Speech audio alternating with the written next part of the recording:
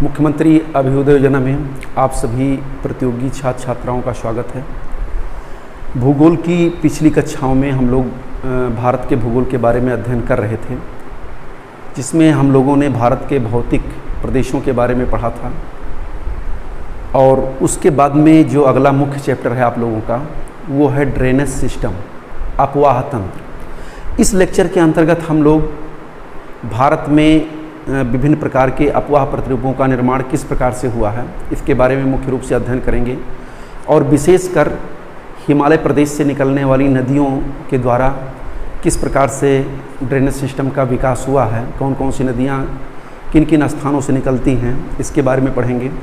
और उसके बाद में हम प्रायद्वीपीय पठार की नदियों की क्या विशेषताएं हैं, उनकी क्या प्रवृत्तियां रही हैं, वो किन स्थानों से निकलती हैं, इसके बारे में जानेंगे। तो सबसे पहले कुछ हम लोग बेसिक कॉन्सेप्ट पर चर्चा कर लेते हैं कि कैचमेंट एरिया क्या होता है, ड्रेनेज सिस्टम क्या है, वाटर डिवाइडेड क्या है, इन सब के बारे में हम जान लेते हैं। उसके बाद में आगे की तरफ बढ़ते हैं।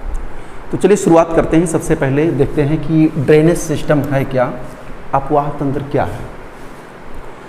आप लोगों ने बारिश के समय देखा होगा कि जब वर्षा का जल धरातल पर गिरता है तो वो अपने ढाल के अनुरूप सबसे पहले बहता है। याद रखिएगा, वर्षा का जल जब धरातल पर गिरता है तो सबसे पहले स्लोप के अकॉर्डिंग आगे की तरफ बढ़ता है। ऐसा नहीं कि उल्टा बहने लगेगा, वो धरातल के ढाल के अनुसार ही आगे की तरफ बढ़ेगा और ये जल छोटी छोटी शाखाओं के माध्यम से किसी नाले में जा कर के मिलता है और बड़े नाले के रूप में जा कर के वो जो है एक नदियों का रूप धारण कर लेता है। जब कई शाखाएं आपस में मिल जाती हैं तो वो नदियों का रूप धारण करके आगे की तरफ बढ़ता है। इसी को हम अपवाह कहते हैं। यानी जब नदियों का बहाव या बहते हुए जल का बहाव कुछ निश्चित मार्गों या वाहिकाओं के माध्यम से आगे की तरफ बढ़ता है तो उसको हम अपवाह कहते हैं। और बहुत से जल मार्ग जब आपस में गुथ जाते हैं, एक दूसरे से मिल जाते हैं, तो जो एक सिस्टम बनता है, तंत्र बनता है, उसी को ही हम अपवाह तंत्र या ड्रेनेज सिस्टम कहते हैं। क्लियर हो गया हमारे ख्याल से। यानी अपवाह जो है, जल के बहाव की जो दिशा होती है वो अपवाह है और विभिन्न मार्गों के माध्यम से जो जलधाराएं आपस में मिल जाती हैं, एक तंत्र बना देती हैं, उसी को हम अपवाह तंत्र कहते हैं। एक चीज़ और आपको जानना है, ड्रेनेज बेसिन, अपवाह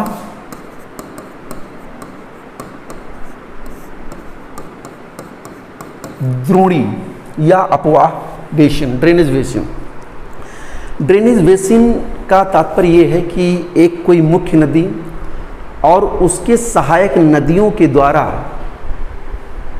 जो बेसिन बनता है, जो क्षेत्र होता है, उसी को हम ड्रेनेज बेसिन कहते हैं। जैसे इंडस रिवर बेसिन, सिंधु नदी और उसकी सहायक नदियाँ रावी, चिनाब, झेलम, ब्यास एक अलग प्रकार के बेसिन का निर्माण करती हैं। इसी प्रकार से गंगा नदी तंत्र, गंगा नदी बेसिन, गंगा और उसकी सहायक नदियों द्वारा निर्माण होता है। Brahmaputra basin, Krishna basin, Kaveri basin, Narmada basin, Tapti basin. तो ये मुख्य नदी होती है और उसकी सहायक नदियों का जो क्षेत्र होता है, एक छिछला क्षेत्र जो होता है, उसी को हम बेसिन कहते हैं। इस रिवर बेसिन के अंतर्गत उसके आसपास की जो स्थलाकृतियाँ होती हैं, जो भूभाग होते हैं, वो अपेक्षाकृत छोटे से थोड़ा सा ऊंचे होते हैं और उन्हीं क्षेत्रों से नदियाँ आ करके इस छिछली बेसिन में एक जलधाराओं का निर्माण करते हुए आगे की तरफ बहती हैं और वो किसी झील या सागर में जाकर के अंततोगत्वा मिल जाती हैं। आगे हम चलते हैं, कैचमेंट एरिया, इसको हम जल ग्रहण क्षेत्र कहते हैं। रिवर कैचमेंट एरिया, हालांकि दोनों चीज़ें एक दूसरे से रिलेटेड हैं, अपवाह द्रोणी और जल ग्रहण क्षेत्र दोनों एक दूसरे से रिलेटेड हैं। जल ग्रहण क्षेत्र का तात्पर्य ये होता है कि एक मुख्य नदी और उसके सहायक नदियों द्वारा जिन जिन क्षेत्रों से जल बह करके इकट्ठा होता है, उस पूरे एरिया को हम रिवर कैचमेंट एरिया या जल ग्रहण क्षेत्र के नाम से जानते हैं। यानी विशिष्ट क्षेत्र में, मतलब किसी भी क्षेत्र में बहने वाली जो तमाम प्रकार की जलधाराएं हैं और जहाँ तक उसके जल का प्रवाह होता है, या जहाँ तक जल ग्रहण का मतलब जल को ग्रहण करने वाला, जितने एरिया से वो जल को इकट्ठा करके आगे की तरफ बहती है, वो पूरा एरिया कैचमेंट एरिया कहलाता है। एक और भी आगे आप देखिए, वाटर डिवाइडेड, यानी इसको कहते हैं जल विभाजक। देखिए ये सब छोटे छोटे कॉन्सेप्ट ऐसे हैं जो बीच बीच में इनके नाम आते रहते हैं। जब आप ड्रेनेज सिस्टम को पढ़ते हैं तो उस समय होता क्या है कि हमें पता ही नहीं चलता है कि जल विभाजक क्या है या रिवर बेसिन क्या है। तो पहले इन बेसिक कॉन्सेप्ट को जान लेने के बाद में आप आगे और बेहतर तरीके से इसको समझ सकते हैं। ओके, तो जल विभाजक का मतलब होता है कि कोई एक ऐसी ऊंची स्थाकृति जो दो नदी बेसिन क्षेत्रों के जल का बंटवारा करती है, यानी एक क्षेत्र की नदी दूसरे क्षेत्र के जलधारा से अलग होती है, उसी को हम वाटर डिवाइडर कहते हैं। जैसे मैं आपको एक छोटा सा चित्र यहाँ पर बना करके इंडिया का बता दे रहा हूँ।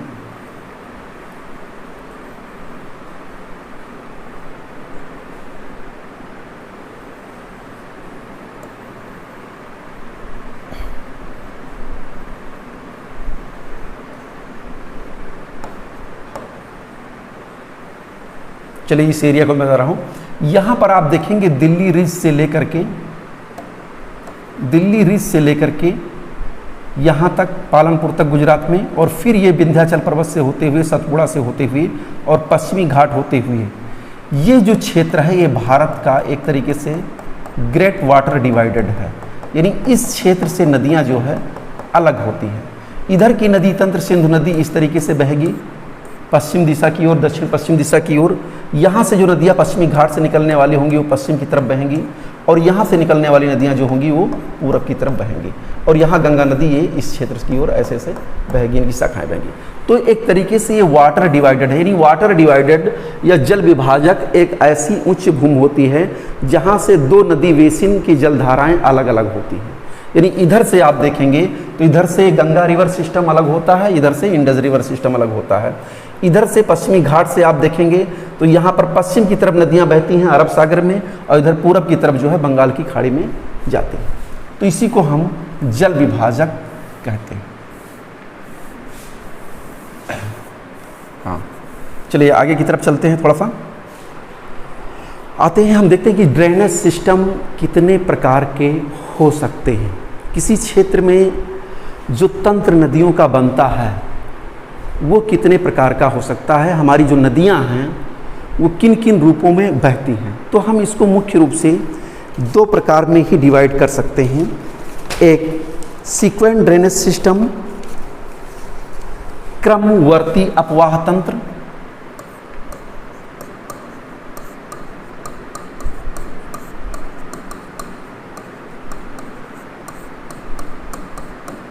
ये दो प्रकार का होता है, एक सीक्वेंट ड्रेनेज सिस्टम और एक इनसीक्वेंट ड्रेनेज सिस्टम। यानी क्रमवर्ती अपवाह तंत्र और अक्रमवर्ती अपवाह तंत्र।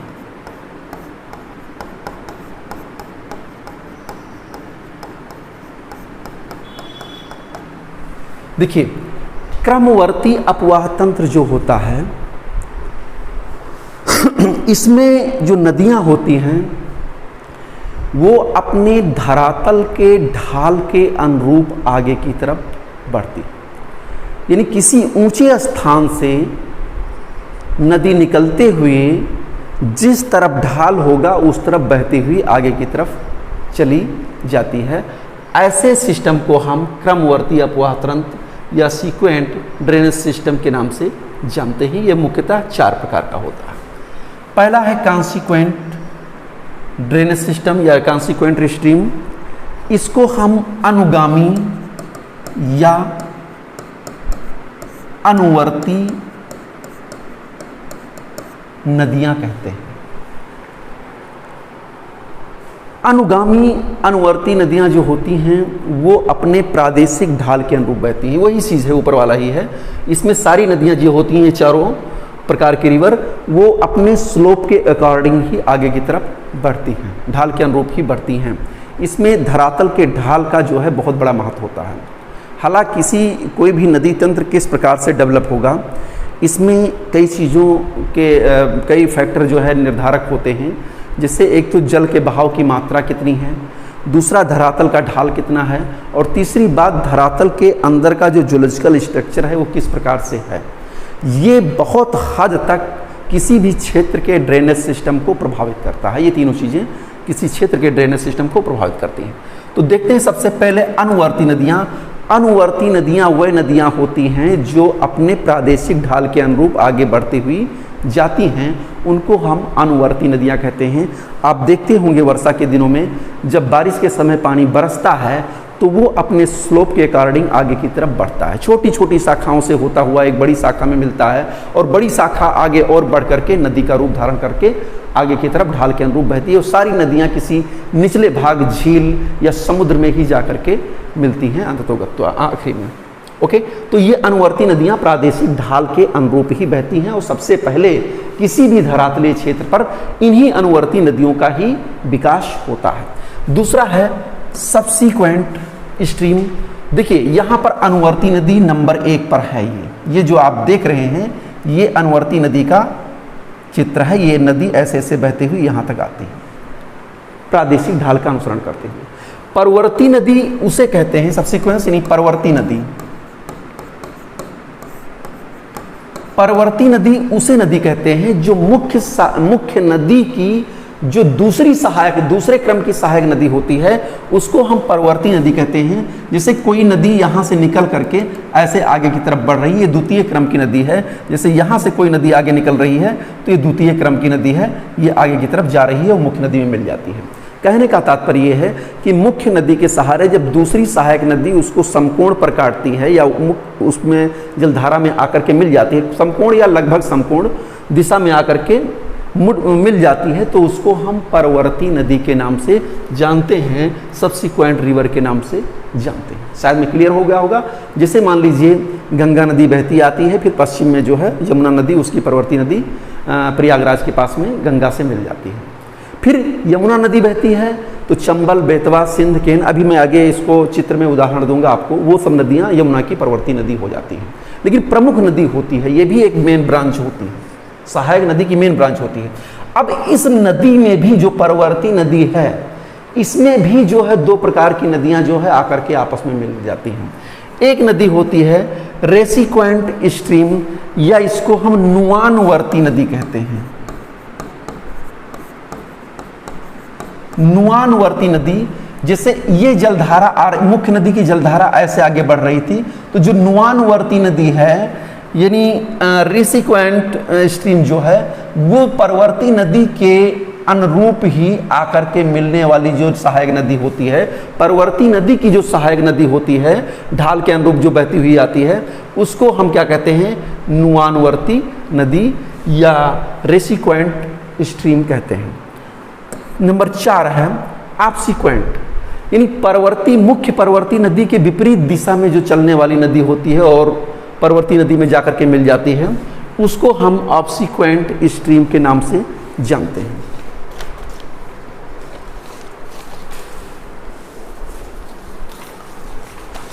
हाँ, ये चीज़ आपको शायद में क्लियर हो गया होगा कि ये किस प्रकार से ये सिस्टम सीक्वेंट सिस्टम बनता है।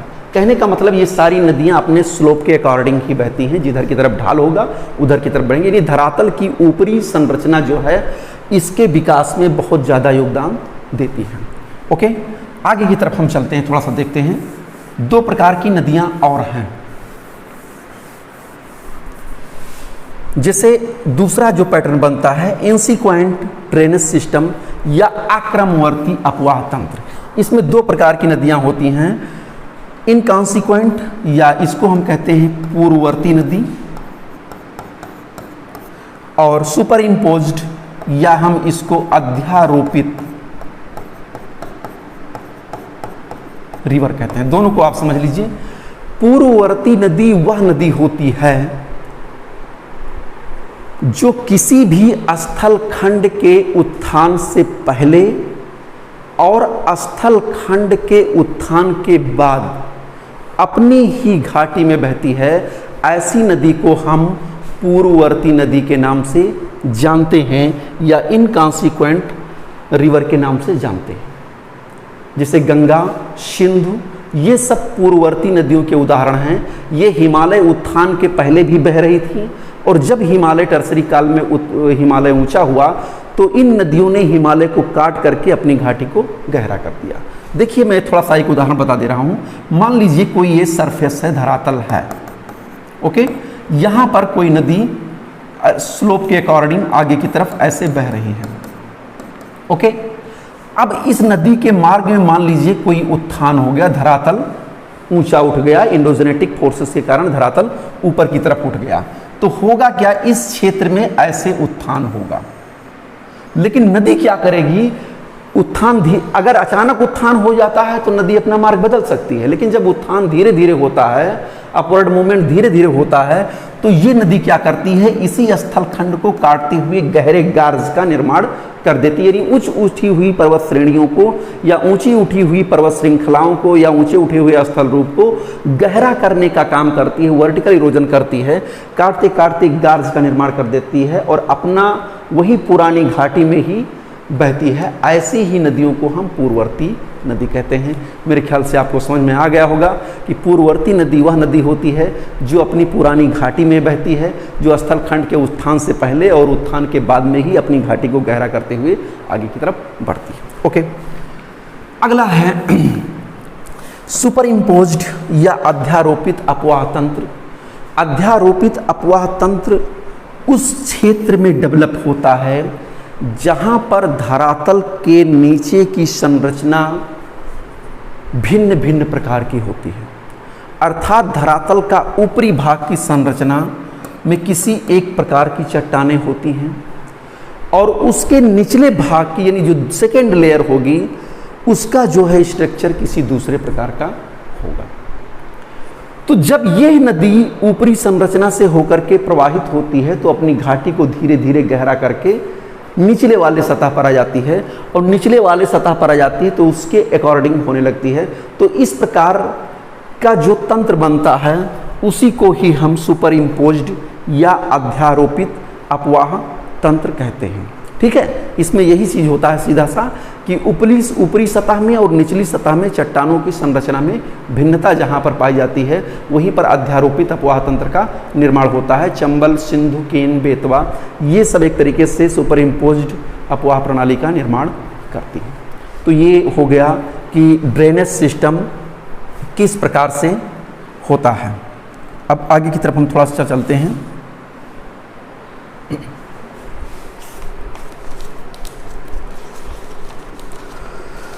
भारत में जो किसी भी अपवाह क्षेत्र को डिसाइड किया गया है वो मुख्य रूप से 3 प्रकार का है। पहला है वृहत या प्रमुख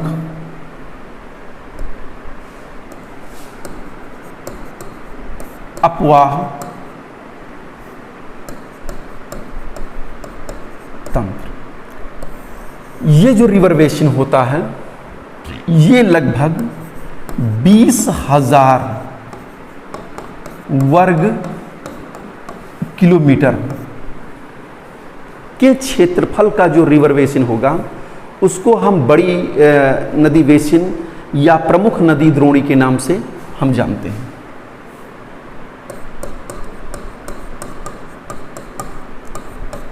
दूसरा है अगर किसी रिवर बेसिन का एरिया 2000 से 20,000 वर्ग किलोमीटर के बीच में है तो वो लघु नदी बेसिन कहलाएगी। भारत में जो वृहत नदी बेसिन या प्रमुख नदी बेसिन है लगभग 14 रिवर बेसिन ऐसी हैं जो वृहत नदी बेसिन या प्रमुख नदी बेसिन के अंतर्गत आती हैं और लगभग 44 नदी बेसिन ऐसी हैं, रिवर बेसिन ऐसी हैं जो लघु नदी बेसिन के अंतर्गत आती हैं। और अगर किसी रिवर बेसिन का एरिया 2000 वर्ग किलोमीटर से कम है तो वो जो है लघु नदी द्रोणी के नाम से जानी जाएगी। सॉरी, ये जो होगा 20,000 वर्ग किलोमीटर ये प्रमुख नदी बेसिन होगा और 2000 से लेकर के 20,000 वर्ग किलोमीटर का क्षेत्र ये मध्यम रिवर बेसिन होगा, और ये तीसरा लघु नदी बेसिन के रूप में होगा। शायद में क्लियर हो गया होगा आपको। 20,000 वर्ग किलोमीटर एरिया से अगर किसी नदी का क्षेत्रफल ज़्यादा है, यानी प्रमुख नदी और उसकी सहायक नदियों का एरिया है, तो वो बड़ी नदी बेसिन या प्रमुख नदी बेसिन के नाम से, और 2000 से लेकर के 20,000 वर्ग किलोमीटर के क्षेत्र में अगर किसी रिवर बेसिन का एरिया आता है तो वो मध्यम रिवर बेसिन के अंतर्गत, और उससे नीचे जो होता है 2000 से, वो लघु नदी बेसिन के अंतर्गत आता है। ओके, और फिर हम थोड़ा सा और आगे की तरफ बढ़ते हैं, चलते हैं, देखते हैं कि भारत में, अच्छा हाँ, अब कुछ चीज़ें मैं सामान्य रूप से बता दे रहा हूँ, हालांकि इसको जब मुख्य परीक्षा की आप लोग तैयारी करेंगे तो उसमें मैं उसको और विस्तृत रूप से पढ़ाऊँगा। जैसे कभी कभी ये आता है कि अपवाह प्रतिरूप, ड्रेनेज पैटर्न। नदियाँ जब किसी क्षेत्र में बहती हैं तो वो विभिन्न प्रकार के रूपरेखा या विभिन्न प्रकार के जाल बना देती हैं, मुख्य नदी और उसकी सहायक नदी। जैसे एक है वृक्षाकार अपवाह प्रतिरूप, बस संक्षेप में इसको समझिए, उसके बाद में हम आगे बढ़ते हैं। अपवाह प्रतिरूप, पहला है वृक्षाकार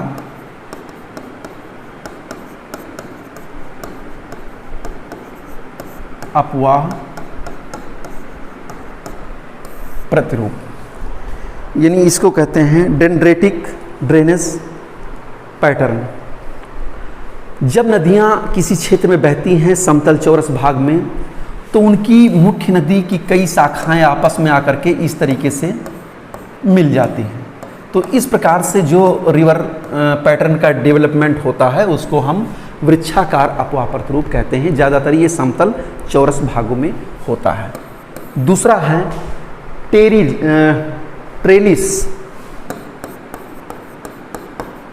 ट्रेलिस या जालीनुमा अपवाह प्रतिरूप।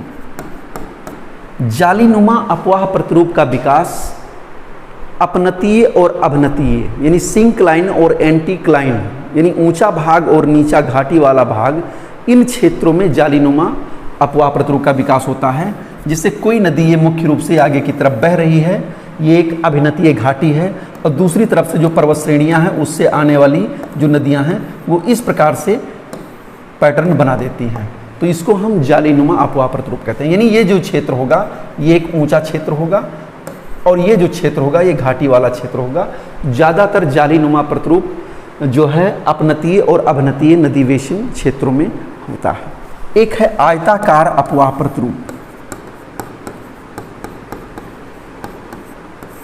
आयताकार अपवाह प्रतिरूप, आयताकार अपवाह प्रतिरूप का विकास उस रिवर बेसिन में होता है जहां पर क्षेत्र सपाट होता है, समतल होता है, और चट्टानों की दरारें या भ्रंश कगार जो है एक दूसरे के समानांतर काटते हैं। खासकर जहां पर मुख्य नदी और उसको दूसरी तरफ से आने वाली सहायक नदी एक दूसरे के समकोण पर काटती हैं, वहाँ पर जो है आयताकार ड्रेनेज पैटर्न का विकास होता है। एक है आरीय प्रतिरूप। बस संक्षेप में हम लोग चलते हैं, क्योंकि मुख्य रूप से हमको इंडस रिवर बेसिन और Ganga river basin, Brahmaputra river basin और प्रायद्वीपीय पठार की नदियों के बारे में पढ़ना है, तो इसीलिए इस चीज़ को मैं थोड़ा संक्षेप में ही समझा दे रहा हूँ। अगला है आरीय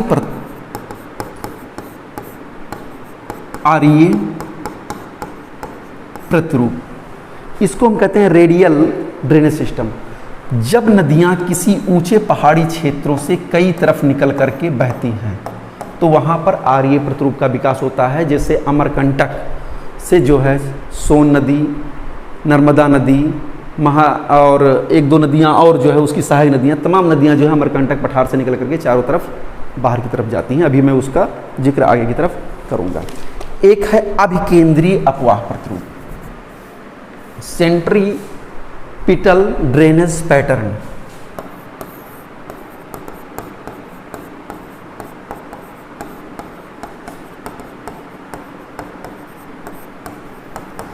हाँ, अभिकेंद्रीय अपवाह प्रतिरूप उसको कहते हैं जहाँ पर नदियाँ आसपास के ऊंचे स्थल खंडों से निकल करके किसी घाटी या झील में गिरती हैं, वहाँ पर अभिकेंद्रीय अपवाह प्रतिरूप होता है।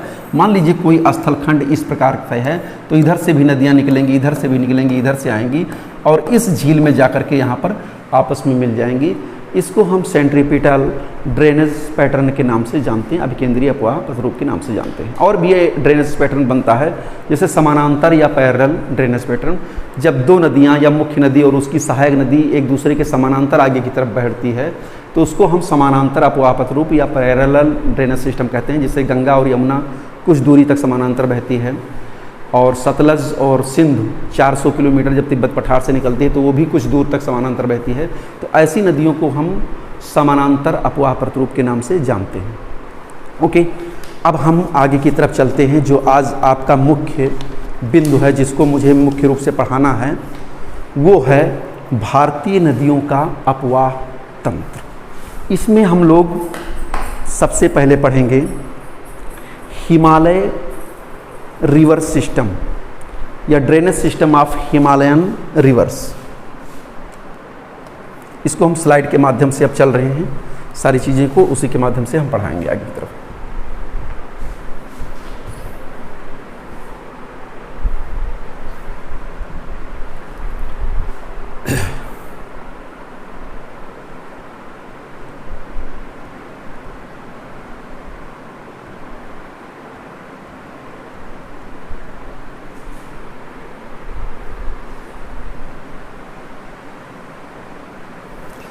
हाँ, चलिए थोड़ा सा पहले हम इंट्रोडक्शन दे देते हैं। देखिए, हम लोगों को इस लेक्चर के अंतर्गत मुख्य रूप से जो पढ़ना है, अब जो वास्तविक शुरुआत अभी से मान लीजिए, वो दो प्रकार के रिवर सिस्टम हैं। एक नदी तंत्र जो हिमालय और उसके ऊंचे पर्वत चोटियों या ग्लेशियरों से निकलती है, और दूसरा जो प्रायद्वीपीय पठार से होती हुई प्रायद्वीपीय पठार में बहती है। इन दो रिवर सिस्टम के बारे में मुख्य रूप से हमको पढ़ना है। तो सबसे पहले हम शुरुआत करते हैं हिमालयन रिवर सिस्टम के बारे में। हिमालय की नदियाँ को जो जल प्राप्त होता है वो दो प्रकार से प्राप्त होता है। एक जल की प्राप्ति इनको होती है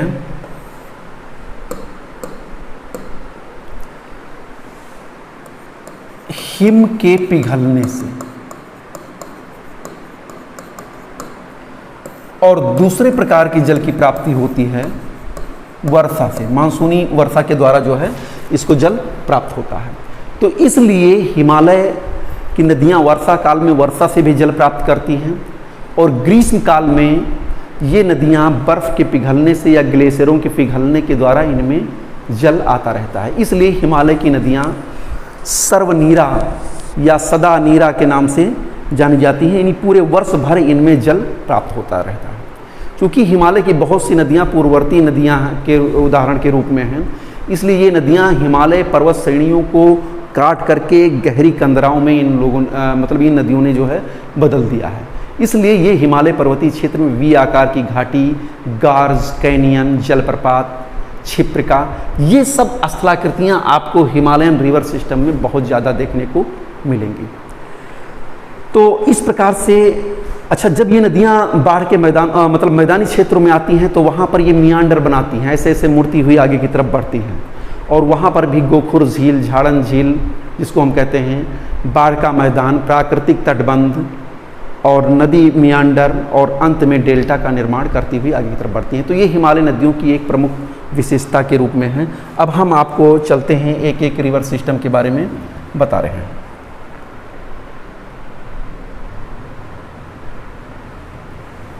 ये आप देख रहे हैं हिमालयन रिवर सिस्टम को हम मुख्य रूप से तीन पार्ट में बांटते हैं। पहला जो पार्ट है हिमालयन रिवर सिस्टम का वो है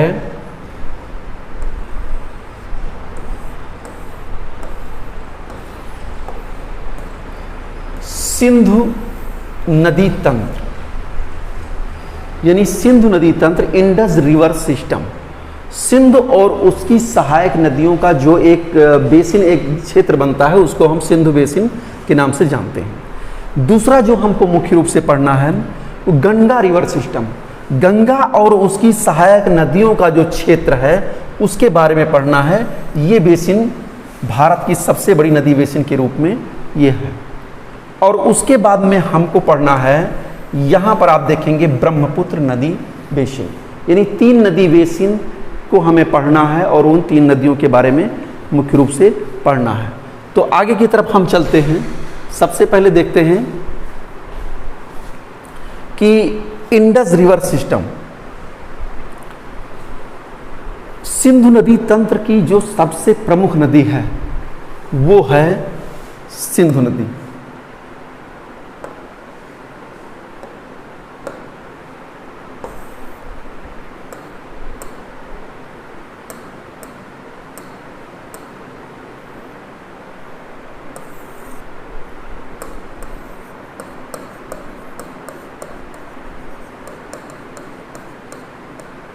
ये प्रमुख नदी है आपकी सिंधु नदी। अब सिंधु नदी जो है इसका क्षेत्रफल बहुत ज़्यादा है, एरिया जो बहुत ज़्यादा है। लगभग सिंधु नदी 11,65,000 वर्ग किलोमीटर, इसका पूरा रिवर बेसिन का एरिया 11,65,000 वर्ग किलोमीटर क्षेत्रफल में विस्तृत है। लेकिन भारत में ये 3,21,000 वर्ग किलोमीटर क्षेत्रफल पर ये नदी बहती है भारत में, और ये लेह जनपद में मुख्य रूप से बहती है। इसकी कुल लंबाई सिंधु नदी की 2880 किलोमीटर है, लेकिन ये टोटल है पाकिस्तान और भारत में मिला करके और तिब्बत में भी मिला करके। अगर हम भारत में इसको देखें तो 1114 किलोमीटर सिंधु की लंबाई ये भारत में पड़ती है। अब देखते हैं सिंधु नदी कहाँ से निकलती है। सिंधु नदी तिब्बत के क्षेत्र में, यहाँ पर आप देख रहे होंगे कैलाश पर्वत श्रेणी की लोकेशन यहीं पर है, और यहाँ पर एक हिमानी है जिसको हम बोखर-चू हिमानी कहते हैं। याद रखिएगा, बोखर-चू हिमानी। यहाँ पर इसको सिंगी खबान के नाम से भी जाना जाता है। याद रखिएगा, सिंगी खबान, तिब्बत में इसको हम इस क्षेत्र को जो है सिंगी खबान के नाम से हम जानते हैं, बोखर-चू हिमानी से, जहाँ पर सिंधु नदी निकलती है इसी के पास से। अब ये नदी जो है सिंगी खबान या शेरमुख भी इसको कहा जाता है, यहाँ से ये नदी निकल करके उत्तर पश्चिम की ओर आगे की तरफ ऐसे ऐसे बहती है। ये नदी मुख्य रूप से कैलाश, लद्दाख और जास्कर, आप देखेंगे लद्दाख श्रेणी इसके ऊपर में ऐसे दिखाई देगी और जास्कर उसके नीचे की तरफ। तो लद्दाख और जास्कर श्रेणियों के बीच में ये एक गहरी घाटी का निर्माण करते हुए आगे की तरफ बढ़ती है, और गिलगित के समीप ये जो है एक बहुत गहरा गार्ज का निर्माण करती है, जिसको हम सिंधु नदी का गार्ज कहते हैं। ये एक बहुत ही दर्शनीय पर्यटन स्थल है, बहुत ही अच्छी यहाँ पर इसकी स्थिति है, बहुत से लोग यहाँ पर देखने के लिए जाते हैं। तो यहाँ पर सिंधु गार्ज का निर्माण होता है। यहीं पर जो है उत्तरी भाग से कुछ नदियाँ आकर के सिंधु में मिलती हैं, जैसे नुब्रा, श्योक, और दक्षिण की तरफ से यहाँ से जास्कर, गिलगिट, हुंजा, सिगार, द्रास, ये सब आसपास के पर्वतीय क्षेत्रों से निकल करके सिंधु में यहाँ पर मिलती है। इसके बाद में सिंधु नदी और आगे की तरफ चलती है। पाकिस्तान में ये चिल्हड़ के निकट गिर्गिस्तान में ये प्रवेश करती है, और आप जानते हैं कि जब ये नदी यहाँ पर सिंधु गार से आगे की तरफ बढ़ती है तो इसकी दिशा दक्षिण पश्चिम की ओर हो जाती है।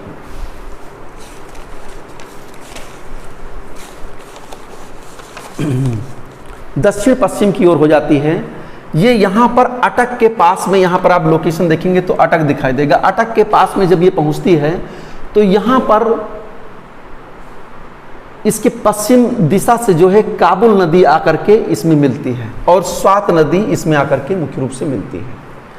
और जैसे जैसे ये आगे की तरफ बढ़ती जाती है, इसमें कुर्रम, तोची, गोमल, झोब, कंदर, ये सब नदियां आकर के सिंधु नदी में अपना जल विसर्जित करती हैं।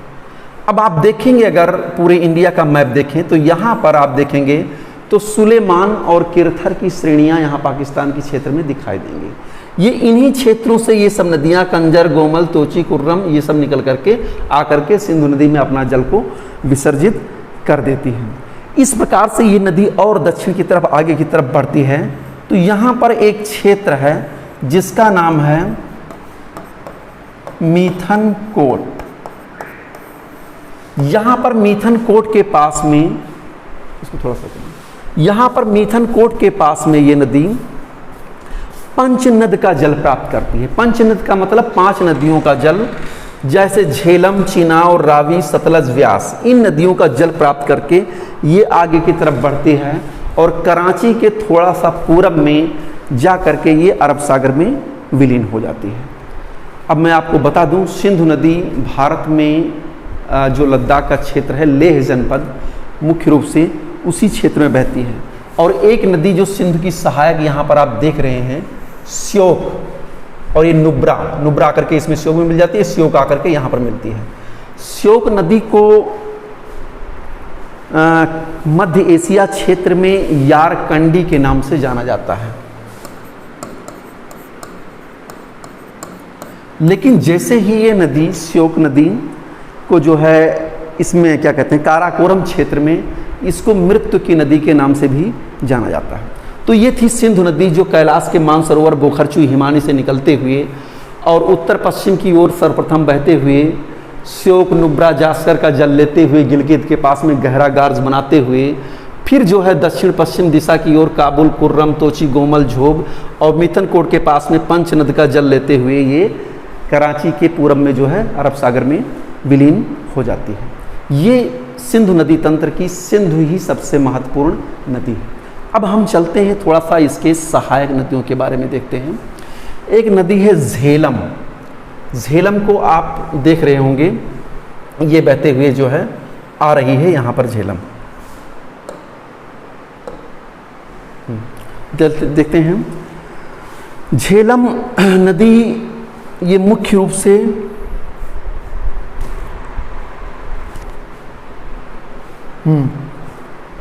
ये जो आपका पीर पंजाल श्रेणी है, अगर देखेंगे यहाँ पर तो यहाँ पर एक पीर पंजाल श्रेणी ऐसे दिखाएगी, फिजिकल मानचित्र में आप देखेंगे। तो पीर पंजाल के गिरपद में ये यहाँ पर एक वेरीनाग झील है, यानी पीर पंजाल का जो निचला भाग है वहाँ पर वेरीनाग झील है, वहीं से ये नदी झेलम निकलती है आगे की तरफ, ऐसे ऐसे आगे की तरफ ये बढ़ती है। सबसे पहले ये पूरब की तरफ ऐसे चलती है, पूरब की तरफ के चलने के बाद में किशन गंगा और कंगहर का जल प्राप्त करती है और फिर ये दक्षिण की तरफ ऐसे बहते हुए यहाँ पर चिनाब के पास में मिल जाती है।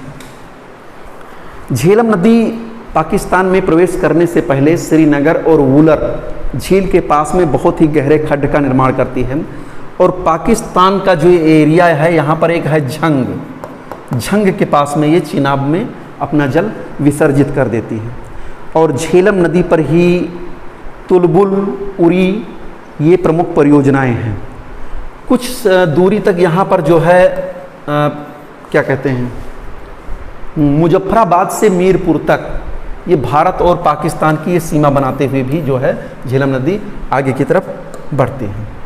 तो ये था झेलम, जो वेरीनाग से निकल करके किशन गंगा कंगहर का जल लेकर के और दक्षिण की तरफ, फिर दक्षिण पश्चिम की तरफ और लास्ट में झंग के निकट चेनाब में, पाकिस्तान में चेनाब के पास, चेनाब नदी से ये जो है मिल जाती है। इसके बाद में अगली नदी है चेनाब। ये सिंधु की सबसे बड़ी नदी है, उसको हम कहते हैं चेनाब। यहाँ पर आप देख रहे हैं, ये बारालाचा दर्रा है। बारालाचा दर्रे के पास में जो है चेनाब नदी निकलती है और सबसे पहले थोड़ा सा उत्तर पूर्व की ओर बहती हुई ये जो है चलती है और यहाँ पर बारालाचा के पास में ये चंद्रा और भागा 2 नदियों से मिलकर बनती है चेनाब। चेनाब जो है ये चंद्रा और भागा 2 नदियों से मिलकर बनती है। हिमाचल प्रदेश में ये केलांग और ताड़ी के पास में ये आपस में मिलती है, इसलिए इसको चंद्रभागा के नाम से जाना जाता है। इस चेनाब नदी को चंद्रभागा के नाम से भी ये जाना जाता है। ये आगे की तरफ बढ़ती है, पीर पंजाल श्रेणियों के कुछ समानांतर बहती है, फिर पश्चिम दिशा में मुड़ करके किश्तवाड़ और पीर पंजाल के पास में गहरा गार्ज बनाती हुई और आगे की तरफ बढ़ती है, और फिर यहाँ पर आप देख रहे हैं अखनूर के पास में मैदान में प्रवेश करती है, और फिर ये जो है आगे की तरफ बढ़ती हुई यहाँ पर सतलज से पंचनद के पास में, जहाँ पंचनद लिखा हुआ है यहाँ पर, ये सतलज से मिल जाती है, सिंध में विलीन हो जाती है आगे की तरफ। ये चेनाब नदी पर ही कुछ परियोजनाएं हैं जो कभी कभी विवादित भी रही हैं, जैसे बगलहार परियोजना, सलाल परियोजना और दुलहस्ती परियोजना। ये झेलम नदी की प्रमुख परियोजनाएं हैं। तो आप देख रहे हैं ये चंद्रभागा नाम से ये पहले चलती है, फिर चेनाब बन जाती है, और ये जो है यहाँ पर हमने बताया था आपको बारालाचा दर्रे से निकल करके ये बहती है, और ये सिंधु की सबसे बड़ी सहायक नदी के रूप में जानी जाती है। ओके, झेलम, चेनाब। अब इसके बाद में हम आगे की तरफ चलते हैं, रावी नदी। रावी नदी आप ये देख रहे हैं, यहाँ पर एक रोहतांग दर्रा है, इसी रोहतांग दर्रे के पास में रावी नदी निकलती है और आगे की तरफ बढ़ जाती है, और लास्ट में यहाँ पर चेनाब में ये मिल जाती है रावी। और हाँ, एक चीज़ और मैं आपको बता दूं,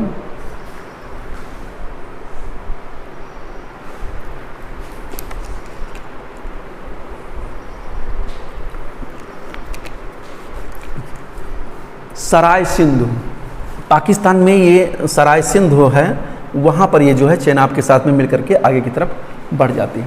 इसके बाद में एक नदी और है ब्यास। ब्यास रोहतांग दर्रे के पास से ही निकलती है, ब्यास कुंड से। ब्यास नदी का उद्गम जो है रोहतांग दर्रे के पास में कहाँ से होता है? ब्यास कुंड से होता है। यहाँ पर ये ब्यास कुंड से निकल करके आगे की तरफ चलती है, और ये पंजाब के होशियारपुर ज़िले में तालवाड़ा नामक स्थान पर मैदान में प्रवेश करती है, और उसके बाद में आगे चल करके ये ब्यास नदी यहाँ पर पंजाब में ही एक हरीके नामक स्थान है, जहाँ पर सतलज नदी से मिलती है, और सतलज और ब्यास नदियों के जल को कवर करने के लिए यहाँ पर एक डैम बनाया गया है, जिसको हम हरीके बैराज के नाम से जानते हैं। और भारत की जो बहुत ही महत्वपूर्ण सिंचाई परियोजना है, जिसको आप जानते हैं इंदिरा गांधी नहर परियोजना, वो यहीं पर हरीके बैराज से निकाली गई है, जो राजस्थान की नहर प्रणाली का एक महत्वपूर्ण अंग है, और यहीं से जो है इंदिरा गांधी नहर निकाली गई है, जो भारत की एक प्लानिंग कैनाल है, नियोजित नहर है, और इसका विस्तार भी अभी किया जा रहा है। इसके द्वारा जो है राजस्थान मैदान में, राजस्थान क्षेत्र में बिल्कुल भूदृश्य परिवर्तित हो गया है। तमाम प्रकार की फसलों का उत्पादन जो पहले नहीं होता था वो होने लगा है। तो ये ब्यास और सतलज नदियों के स्थान पर ही हरीके बैराज है, जहाँ से जो है क्या कहते हैं इंदिरा गांधी नहर निकाली गई है। आगे की तरफ हम चलते हैं, सतलज। हाँ, पंच नदों में केवल ब्यास ही ऐसी नदी है जिसका पूरा प्रवाह क्षेत्र भारत में पड़ता है। फिर चलते हैं सतलज नदी। सतलज नदी यहाँ पर तिब्बत के ही क्षेत्र से मानसरोवर झील पर लगभग 4555 मीटर की ऊंचाई से यहाँ से निकलती है। 4555 मीटर की ऊंचाई से निकल करके सबसे पहले ये लगभग 400 किलोमीटर तक सिंधु नदी के समानांतर बहती है, और उसके पास में जो है सिपकीला दर्रे से होते हुए भारत में प्रवेश करती है, और ये जास्कर और सिपकीला को शिवालिक रोपड़ के निकट काट करके बहुत ही गहरा गार्ज ये यहाँ पर बनाती है, और फिर आगे चल करके ये ब्यास नदी का जल ग्रहण करती है, जहाँ पर यहाँ पर हरीके बैराज बनाया जाता है, और फिर मिठानकोट के पास में सभी नदियों के संयुक्त जल को आगे में ले करके यहाँ पर सिंधु नदी के से मिल जाती है। मिठानकोट में सिंधु नदी के पास में, मिठानकोट में सिंधु नदी के पास में ये मिल जाती है। भाखड़ा नांगल परियोजना, हरीके बैराज, इंदिरा गांधी, ये सब सतलज नदी से संबंधित है। लगभग 1450 किलोमीटर सतलज नदी की कुल लंबाई है। यहाँ पर आप देख रहे हैं राकस्थाल से निकल करके ऐसे ऐसे ये जो बह रही है ये सतलज नदी है। यहाँ पर मिथनकोट के पास में ये सिंधु नदी से मिल जाती है और भारत में इसकी लंबाई 1050 किलोमीटर। तो आपने देखा ये जो है ये सिंधु नदी तंत्र है। अब इन्हीं नदियों के बीच में कुछ दोआब क्षेत्र पाए जाते हैं। दोआब का मतलब दो नदियों के बीच की जो भूमि होती है उसको हम दोआब के नाम से जानते हैं। जैसे विष्ट दोआब ब्यास और सतलज नदियों के बीच, यहाँ पर आप देख रहे हैं ब्यास और ये सतलज, इन दो नदियों के बीच का जो क्षेत्र है उसको हम विष्ट दोआब के नाम से जानते हैं। दूसरा है बारी दोआब, ब्यास और रावी नदियों के बीच का जो ये एरिया है उसको हम बारी दोआब के नाम से जानते हैं। फिर रचना दोआब, रावी और चिनाव, ये जो एरिया है ये आप देख रहे हैं, ये एरिया रावी और चिनाव का जो है इसको हम रचना दोआब के नाम से जानते हैं। फिर आगे है चास दोआब, यानी चिनाब और झेलम, ये जो नदियों का जो दो क्षेत्र है इसको हम चास दोआब के नाम से जानते हैं। और फिर आगे है सिंधु सागर दोआब, झेलम और सिंधु के बीच का जो ये विस्तृत क्षेत्र है इसको हम सिंधु सागर दोआब के नाम से जानते हैं। ये आप दोआबों को आप नोट कर सकते हैं। विष्णु दोआब ब्यास और सतलज के बीच, बारी दोआब ब्यास और रावी के बीच, रचना दोआब रावी और चिनाब के बीच, चास दोआब चिनाब और झेलम के बीच, सिंधु सागर दोआब झेलम और सिंधु के बीच। ओके, अब हम आगे की तरफ बढ़ रहे हैं।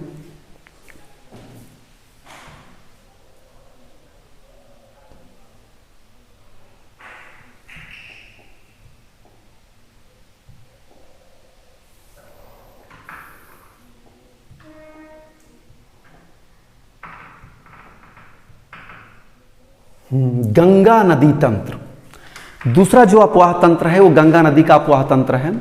इसके बारे में हम लोग चल रहे हैं, चर्चा कर रहे हैं। आप जान रहे हैं कि भारत की सबसे बड़ी जो नदी सिस्टम है, रिवर सिस्टम है, वो है गंगा। गंगा और उसकी सहायक नदियाँ उत्तर प्रदेश, बिहार और पश्चिमी बंगाल में और उत्तराखंड में भी इनका क्षेत्र है। उत्तराखंड से ज़्यादातर क्षेत्र से, हिमालय से निकलने वाली नदियाँ इसी क्षेत्र से होकर के बहती हैं। और यहाँ पर अगर हम देखें उत्तर भारत के मैदानी क्षेत्र में तो नदियों का एक जाल सा बिछा हुआ है। यहाँ पर आप देखेंगे तो गंगा और उसकी सहायक नदियों का एक जाल सा बिछा हुआ है। हिमालय क्षेत्र से इन नदियों ने ला करके बहुत सारा सेडिमेंट, अवसाद इस पूरे प्लेन पर जमा कर दिया है, जो आगे पहले कभी एक गर्त के रूप में था। वहाँ पर जमा करके इन्होंने एक मैदान, उपजाऊ मैदान का निर्माण कर दिया है। न केवल ये विश्व के सबसे उपजाऊ मैदानों की श्रेणी में आता है, बल्कि ये एक सघनतम जनसंख्या वाला क्षेत्र भी है। भारत का बृहत्तम जनसंख्या वाला क्षेत्र भी है। यहाँ पर पॉपुलेशन डिस्ट्रीब्यूशन डेंसिटी भी है और बड़े बड़े महानगरों का विकास भी हुआ है। तो चलते हैं हम गंगा रिवर सिस्टम के बारे में पढ़ते हैं। और गंगा रिवर सिस्टम में गंगा प्रमुख नदी है, जो आप देख रहे हैं यहाँ पर ये बह रही है आगे की तरफ। गंगा नदी सबसे पहले गंगोत्री के गोमुख ग्लेशियर से यहाँ पर निकलती है आगे की तरफ। गोमुख ग्लेशियर से निकलती है। दूसरी तरफ एक सतोपथ हिमानी से अलकनंदा नदी निकलती है। ये दोनों नदियां यहां पर देवप्रयाग के पास में, यहां से आप देखेंगे अलकनंदा, सतोपथ हिमानी, बहुत ध्यान से इसको आप पढ़ेंगे। और दूसरा भागीरथी यानी गंगोत्री, या हम इसको कहते हैं गोमुख क्षेत्र से ये दोनों निकलती हैं। ये दोनों नदियां निकल करके यहां पर पड़ता है आपका देवप्रयाग। देवप्रयाग में आपस में मिलती हैं, जहां पर इसका नाम पड़ जाता है गंगा। और फिर ये गंगा के रूप में आगे की तरफ बहती है और हरिद्वार के पास में ये जो है मैदानी क्षेत्र में प्रवेश करती है। उसके बाद में आगे की तरफ ये बहती है और प्रयागराज में ये यमुना नदी इससे मिलती है। यहाँ पर प्रयागराज, हरिद्वार से लेकर के और ये प्रयागराज तक ये दक्षिण पश्चिम दिशा की तरफ बढ़ती है। और जब ये ऊपर से नीचे आती है तो इसमें रामगंगा, शारदा का जल भी और तमाम नदियों का जल संग्रहित होता है। इसको मैं भी बता रहा हूँ। यहाँ प्रयागराज के बाद में इसकी दिशा सीधा पूरब की तरफ हो जाती है और ये यहाँ पर फरक्का तक पूरब दिशा की ओर बहती है। फरक्का में इसकी दिशा फिर जो है दक्षिण पश्चिम में हो जाती है और फरक्का के पास में गंगा नदी दो शाखाओं में विभक्त हो जाती है। एक शाखा भागीरथी के नाम से, हुगली नाम से जो है जाती है, पश्चिमी बंगाल में एक शाखा हुगली नाम से चली जाती है और दूसरी शाखा जो है बांग्लादेश की तरफ भागीरथी के नाम से चली जाती है। और भागीरथी और ब्रह्मपुत्र का जल सम्मिलित रूप से पद्मा नाम से जाना जाता है और फिर लास्ट में आगे जाकर के मेघना नाम से अरब सागर, बंगाल की खाड़ी में विलीन हो जाती है। तो ये है गंगा नदी का उद्गम से लेकर के और मुहाने तक का सफ़र। भारत की सबसे बड़ी लंबी नदी है और मैं इसके थोड़ा सा एक और चीज़ बता दे रहा हूँ। जिसे आपने यहाँ देखा था देवप्रयाग, तो इसी प्रकार से रुद्रप्रयाग, विष्णुप्रयाग और कर्णप्रयाग भी है, क्योंकि अलकनंदा के साथ में कई छोटी छोटी नदियाँ इसके उत्तर और दक्षिण से मिल जाती हैं। उन स्थानों पर प्रयाग की स्थापना होती है। तो इसको मैं थोड़ा सा बता दे रहा हूँ आपको।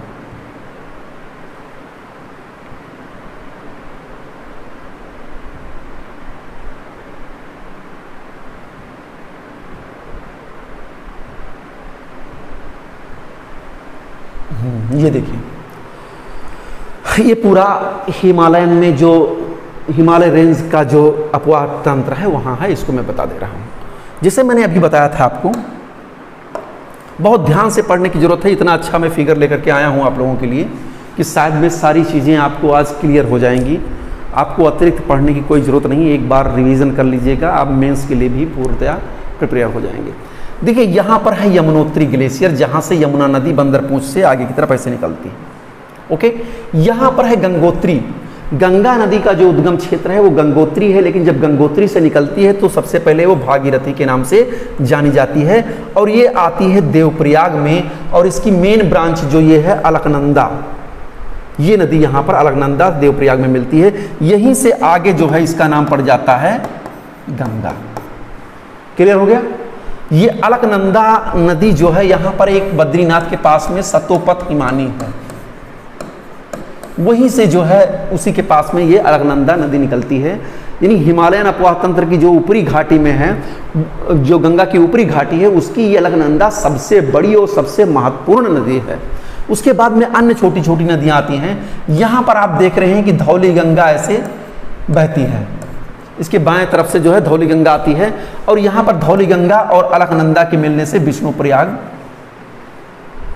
जो है, यहाँ पर भी इसको विष्णुप्रयाग कहते हैं। फिर उसके बाद में अलकनंदा और आगे की तरफ बढ़ती है तो इसमें यहाँ मंदाकिनी मिल जाती है। मंदाकिनी नदी, ये भी बाएं साइड से जो है नदी आती है मंदाकिनी। इसको हम जो है नंदप्रयाग के नाम से जानते हैं। फिर नंदप्रयाग के थोड़ा सा आगे की तरफ आप चलेंगे तो यहाँ पर पिंडार नदी आती है। पिंडार नदी जो है अलकनंदा से मिलकर के यहाँ पर कर्णप्रयाग बनता है। फिर कर्णप्रयाग से आगे की तरफ ये बढ़ती है तो यहाँ पर मंदाकिनी नदी जो है से आती है, बहती है। यहाँ पर जो है रुद्रप्रयाग होता है। और फिर ये मंदाकिनी जब आगे की तरफ बढ़ती है तो भागीरथी का जल सम्मिलित करती है, तो यहाँ पर देवप्रयाग होता है। तो कहने का तात्पर्य ये है कि गंगा नदी, भागीरथी, मंदाकिनी, अलकनंदा, धौला गंगा, मंदाकिनी, पिंडार, इन सब नदियों का जल जो है देवप्रयाग से आगे लेकर के आगे की तरफ बढ़ती है। अब आप जान गए होंगे, क्योंकि इस नदी में पानी कभी सूखता नहीं है। ये सब सारे क्षेत्र ग्लेशियर से ढके हुए हैं और उन्हीं क्षेत्रों से ये छोटी छोटी धाराओं के रूप में आगे की तरफ बढ़ते हैं। अब हम आगे की तरफ चलते हैं।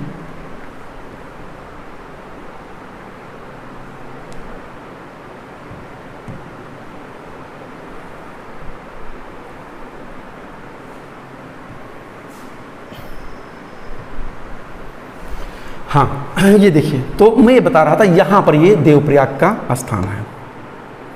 थोड़ा सा इसको और मैं डिटेल में कर दे रहा हूँ। देवप्रयाग, अब ये गंगा नदी जब आगे की तरफ बढ़ती है तो यहाँ पर तो इस पर भागीरथी मिल गई, अलकनंदा और भागीरथी से। दूसरा जो स्थान है वो है कन्नौज। कन्नौज के पास में रामगंगा नदी ऐसे बह करके आती है, यहाँ पर मिलती है। अभी मैं सारी सहायक नदियों के बारे में बताऊंगा कि सहायक नदियाँ कहाँ से निकलती हैं, कितनी दूरी पर चल करके आती हैं। पहले मोटी मोटा इस गंगा नदी के आसपास के क्षेत्र को हम देख लेते हैं। तो यहाँ पर रामगंगा मिलती है कन्नौज के पास में। उसके बाद में आगे की तरफ ये गंगा बहती है, यहाँ पर है प्रयागराज नंबर 3 पर। प्रयागराज में ये यमुना नदी बह करके आती है, वो मिल जाती है। यमुना नदी आप देख रहे हैं यहाँ पर बनास, काली सिंध, ये चंबल की सहायक नदी है। चंबल नदी यहाँ से निकलती है, आगे की तरफ बढ़ती है तो ये बनास और काली सिंध का नदी लेकर के यमुना में मिल जाती है। बेतवा और केन ये नदियाँ भी जो है यमुना में मिलती हैं, और ये सब जल आकर के यहाँ पर प्रयागराज के पास में आपस में मिल जाता है। उसके बाद में और आगे की तरफ चलते हैं, फिर गाजीपुर के पास में यहाँ पर गोमती नदी है आकर के यहाँ पर मिल जाती है। फिर और आगे चलते हैं नंबर 5, ये घाघरा नदी यहाँ पर आकर के छपरा के पास में घाघरा नदी यहाँ पर आकर के मिल जाती है। उसके बाद में दक्षिण की तरफ से जो है सोन नदी आती है प्रायद्वीपीय पठार से, और यहाँ पर पटना के पास में सोन नदी मिल जाती है। गंडक नदी ये हिमालय पर्वतीय क्षेत्रों से निकलते हुए यहाँ पर आ जाती है, हाजीपुर के निकट गंडक नदी मिल जाती है। और कोसी नदी एवरेस्ट की श्रृंखलाओं से, एवरेस्ट के पास से निकल करके ये बहती हुई आकर के यहाँ पर भागलपुर के पास में कोसी नदी मिल जाती है। इसी प्रकार से लास्ट में एक नदी है जिसको हम महानंदा नदी कहते हैं, वो यहाँ पर दार्जिलिंग की पहाड़ियों से निकल करके बह करके आकर के मालदा के पास में जो है ये इससे मिल जाती है, गंगा से मिल जाती है। तो इस प्रकार से तमाम जो सहायक नदियाँ हैं वो आकर के गंगा में मिल जाती हैं और अपना जल विसर्जित करती हैं। अब हम आगे की तरफ चलते हैं, एक एक नदी के बारे में हम व्याख्या करते हैं।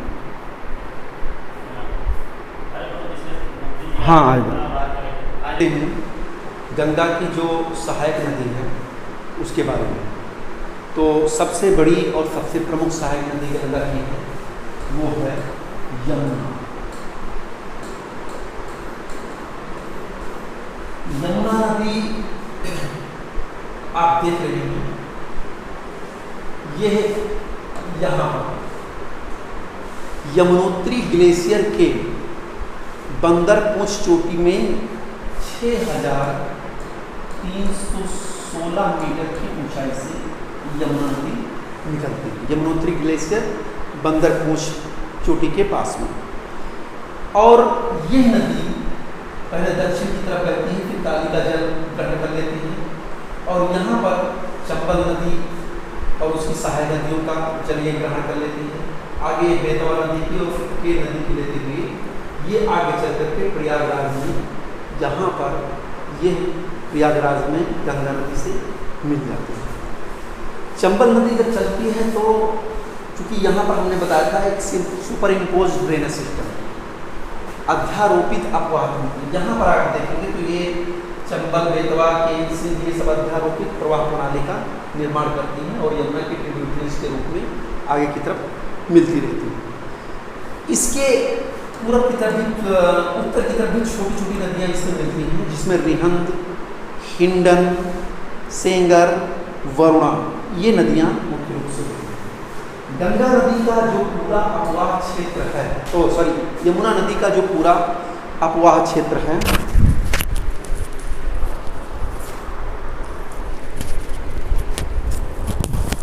यमुना नदी का जो पूरा अपवाह क्षेत्र है वो है 3,59,000 वर्ग किलोमीटर। इसकी कुल लंबाई यमुना की 1370 किलोमीटर। इन दोनों पॉइंट को आप याद रखिएगा। ये नहर में अधिकांश जगह पर इस नदी से नहरें निकाली गई हैं, जिसको यमुना नहर के नाम से जानते हैं, और सिंचाई तथा बहुउद्देशीय कार्यों के लिए यमुना के द्वारा निकाली गई नहरों का मुख्य रूप से प्रयोग होता है। एक नदी और भी है चंबल, यहाँ पर आप देख रहे हैं, ये यमुना की एक महत्वपूर्ण सहायक नदी है। यहाँ पर आप देखेंगे तो ये प्रायद्वीपीय पठार का हिस्सा है, और यहाँ पर मालवा के पठार से मऊ महू के पास में ये चंबल निकलती है और उत्तर की तरफ बीहड़ का निर्माण करते हुए यहाँ पर आगे आप चलेंगे तो ये राजस्थान का हिस्सा पड़ जाता है। तो राजस्थान में कोटा के निकट ये चंबल नदी पहुँचती है बीहड़ का निर्माण करते हुए, और उसके बाद में सवाई माधोपुर, बूंदी होते हुए, धौलपुर होते हुए इटावा के पास में यहाँ पर यमुना नदी से ये मिल जाती है। एक नदी है गंगा की और सहायक रामगंगा, ये यहाँ पर रामगंगा नैनीताल के पास में गढ़वाल की पहाड़ियों में निकलती है रामगंगा, और कन्नौज के पास में यहाँ पर रामगंगा गंगा नदी से मिल जाती है। आगे की तरफ हम चलते हैं। एक नदी है शारदा। शारदा नदी आप देख रहे हैं, शारदा, ये शारदा नदी हिमालय पर्वतीय क्षेत्र जो नेपाल का हिस्सा है वहाँ पर मिलाप हिमानी से निकलती है, और जहाँ पर शारदा नदी को गौरी गंगा के नाम से जाना जाता है, ये भारत नेपाल की सीमा कुछ दूरी तक बनाती हुई ऐसे से, और बाराबंकी के पास में जो है ये घाघरा नदी से मिल जाती है। आगे की तरफ चलते हैं। घाघरा नदी मापचा चुंग ग्लेशियर से निकलती है, इसी एरिया में पड़ता है मापचा चुंग ग्लेशियर, थोड़ा सा उत्तर की तरफ, यहाँ राप्ती भी दिखाई दे रही है, इस क्षेत्र में ऐसे आती है। मापचा चुंग ग्लेशियर से निकलती है। चूँकि घाघरा अपनी कुख्यात प्रवृत्तियों के कारण जानी जाती है, तो घाघरा नदी जब बहती है तो इसमें घरघराहट की बहुत ज़्यादा आवाज़ आती है। नेपाल में घाघरा नदी को कर्णाली के नाम से जाना जाता है, और ये जो है लखीमपुर के थोड़ा सा यहाँ पर बहराइच और लखीमपुर के आसपास क्षेत्र में जो है मैदानी क्षेत्र में ये प्रवेश करती है, और इसके बाद में ये आगे की तरफ बहती है, और छपरा के निकट घाघरा नदी, छपरा नंबर 5, हाँ, छपरा के निकट ये जो है गंगा में घाघरा नदी मिल जाती है। इसके बाद में एक नदी है गंडक। गंडक नदी काली गंगा और त्रिशूल गंगा दो नदियों के सम्मिलन से मिलती है। ये धौलाधार, नेपाल में धौलाधार और माउंट एवरेस्ट श्रेणी के बीच से ये निकलती है, और मध्य नेपाल में अपवाहित होते हुए बिहार के चंपारण जिले में यहाँ पर ये जो है मैदानी क्षेत्र में प्रवेश करती है, और आगे चलकर ये पटना के निकट सोनपुर में जो है ये यहाँ पर गंगा से मिल जाती है। ये गंगा नदी है। एक नदी और है कोसी नदी, जो इसके बाएं साइड से मिलती है, यानी उत्तर से मिलती है। कोसी नदी एवरेस्ट पर्वत के उत्तर, माउंट एवरेस्ट जो है सबसे ऊंची चोटी विश्व की है, उसके उत्तर से ये प्रवाहित होती हुई थोड़ा सा पूर्व में जाती है, फिर सीधा दक्षिण की तरफ मुड़ती है कोसी नदी। और एक पूर्ववर्ती नदी है, ये सबसे पहले जब निकलती है वहाँ से तो ये अरुण के नाम से जानी जाती है, अरुण की धारा के रूप में प्रवाह होती है। इसमें दो नदियाँ मिलती हैं, एक नदी का नाम है तुमुर कोसी और एक नदी का नाम है सोन कोसी। सामूहिक रूप से इसको हम सप्त कोसी कहते हैं, और ये कोसी के रूप में आगे बहती है।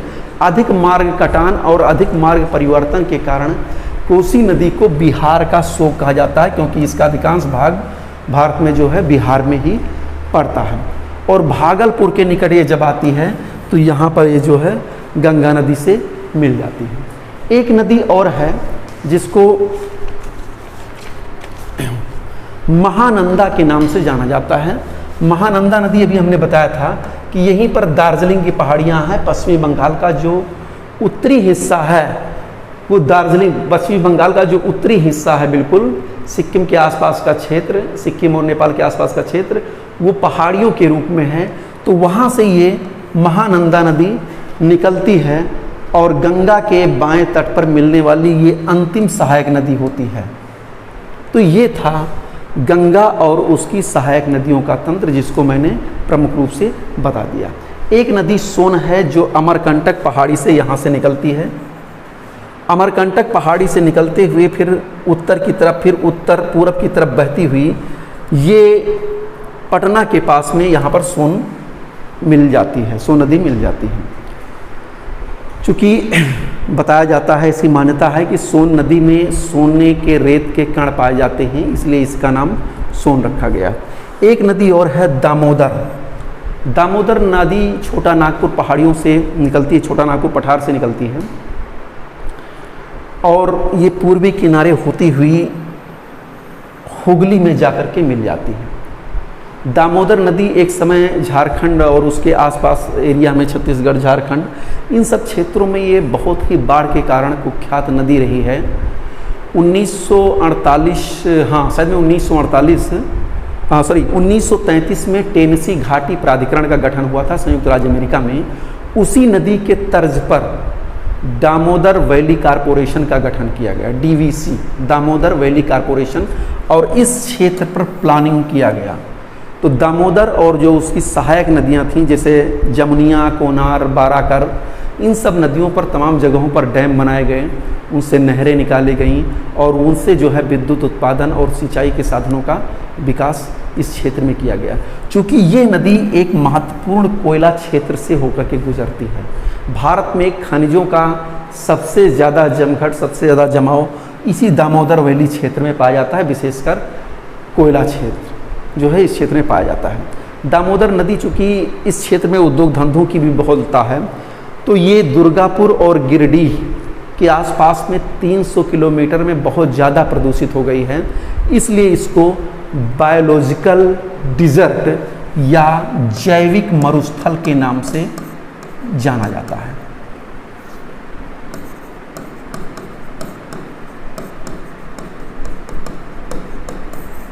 ओके, तो ये हो गया गंगा और उसकी सहायक नदियाँ।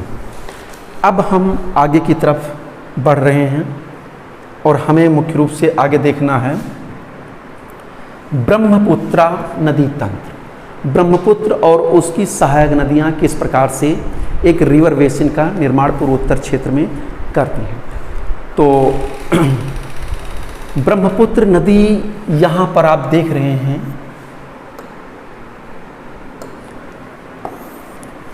तिब्बत के पास में, यहाँ पर मानसरोवर झील के निकट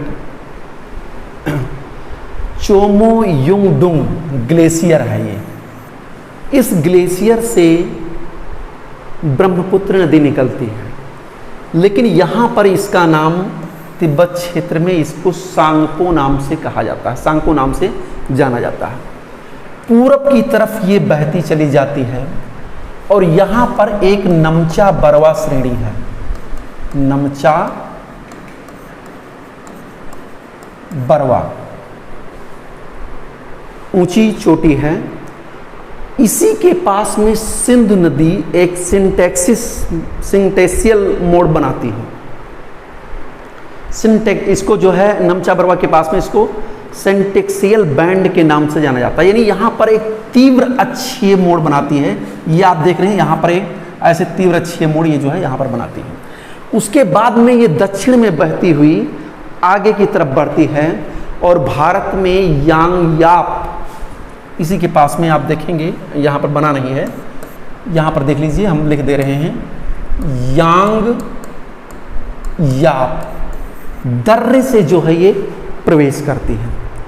जहाँ पर भारत में ये पहुँचती है तो उसको दिहांग के नाम से जाना जाता है। अरुणाचल प्रदेश में प्रवेश करती है और अरुणाचल प्रदेश में इसको दिहांग के नाम से जाना जाता है। दिहांग आगे की तरफ ऐसे बढ़ती है, इसमें दो नदियाँ मिलती हैं, एक दिबांग नदी और एक नदी आती है लोहित नदी, और एक बूढ़ी दिहांग नदी आती है। इन तीनों का जल जो है संयुक्त रूप से यहाँ पर पासी घाट के पास में मिलता है और यहीं से जो है ये आगे की तरफ ब्रह्मपुत्र नाम से जानी जाती है। आपको क्लियर हो गया होगा, तिब्बत में सांगपो, अरुणाचल प्रदेश में दिहांग और असम में ये आगे की तरफ बढ़ती है, तो ये असम में ही मुख्य रूप से ब्रह्मपुत्र नाम से जानी जाती है। और जब ये बांग्लादेश में नीचे की तरफ पहुंचती है यहाँ पर, तो ये जमुना के नाम से जानी जाती है। अभी आगे हम बता रहे हैं किस तरीके से आगे की तरफ ये चलती है। इसके बाद में ये नदी आगे की तरफ बढ़ती जाती है और तमाम इसमें सहायक नदियाँ कापली, धनसेरी, रंगा, सुनबेरी, जिया भरेली तेजपुर के पास मिलती हैं। पृथ्वीमारी, मानस, तिपकई, संकोश धुबरी के पास में मिलती है। तीस्ता नदी मिलती है और ये जो है बांग्लादेश में जमुना के नाम से जानी जाती है।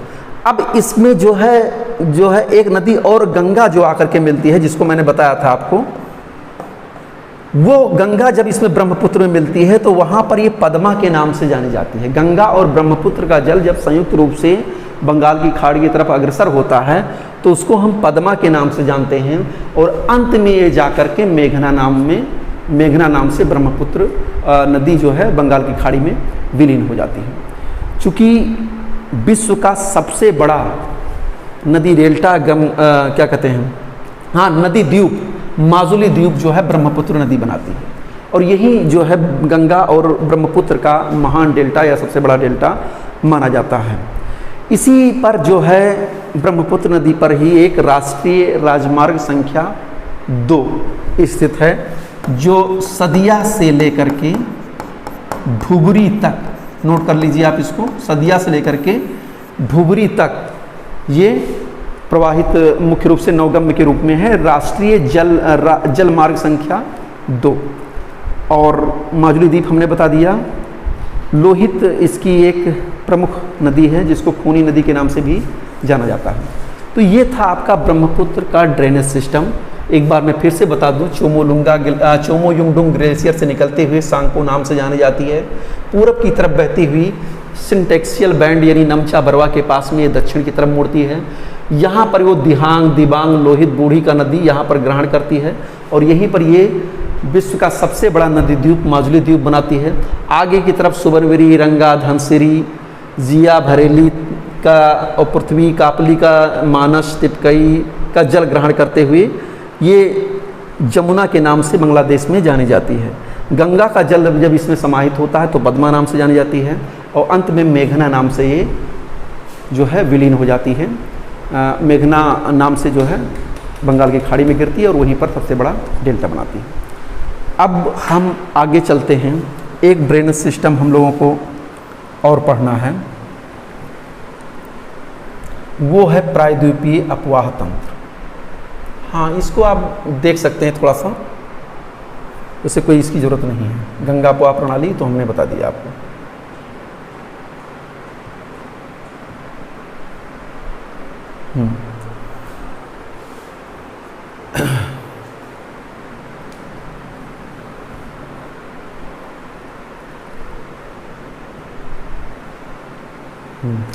चलिए, प्रायद्वीपीय अपवाह तंत्र या प्रायद्वीपीय भारत की नदियों के बारे में हम लोग देखते हैं। सबसे पहले कुछ चीज़ें हम इसकी विशेषताओं को बता दे रहे हैं। आप देखेंगे तो ये जो है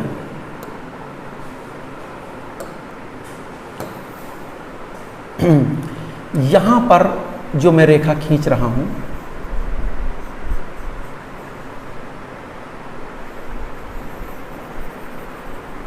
ये वाटर डिवाइडेड के रूप में है। विंध्य श्रेणी, फिर यहाँ अमरकंटक से लेकर के सतपुड़ा श्रेणी, और ये पश्चिमी घाट, ये वाटर डिवाइडेड के रूप में है। इस उच्च भूमि यानी जो जल विभाजक है, इस क्षेत्र से दोनों ओर की नदियाँ निकलती हैं। कुछ नदियाँ अरब सागर में गिरती हैं और कुछ नदियाँ बंगाल की खाड़ी में गिरती हैं। प्रायद्वीपीय अपवाह तंत्र एक प्रकार से दक्षिण भारत का एक महत्वपूर्ण अपवाह तंत्र है, परंतु यहाँ पर जो नदियाँ हैं वो ज़्यादातर पश्चिमी घाट, अमरकंटक पहाड़ी, सतपुड़ा और विंध्य श्रेणी से निकल करके प्रवाहित होती हैं।